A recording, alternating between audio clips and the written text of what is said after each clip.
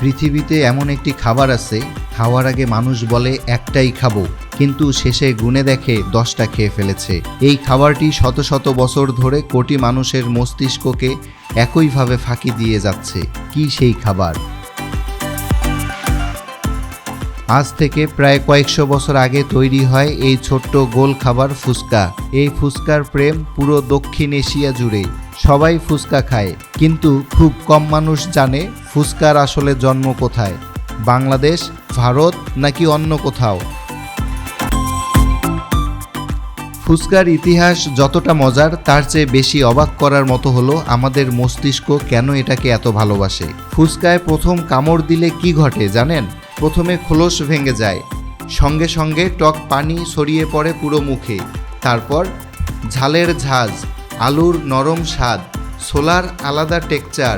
1 সেকেন্ডেরও কম সময়ে আপনার মস্তিষ্কে একসঙ্গে পৌঁছে যায় অনেক ধরনের স্বাদের অনুভূতি। আর এখানেই লুকিয়ে আছে রহস্য। আমাদের মস্তিষ্ক নতুন এবং বৈচিত্র্যময় স্বাদ পছন্দ করে।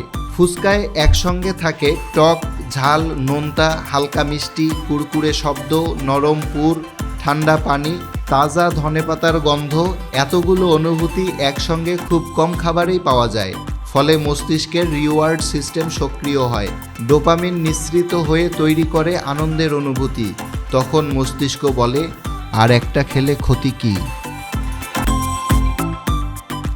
শুধু স্বাদ নয়, ফুচকা খাওয়ার কুরকুরে শব্দ আপনার খাওয়ার আনন্দ বাড়াতে পারে।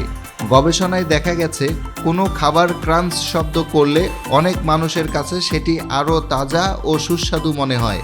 অর্থাৎ আপনি শুধু জিহ্বা দিয়ে নয়, কান দিয়েও ফুচকা খাচ্ছেন।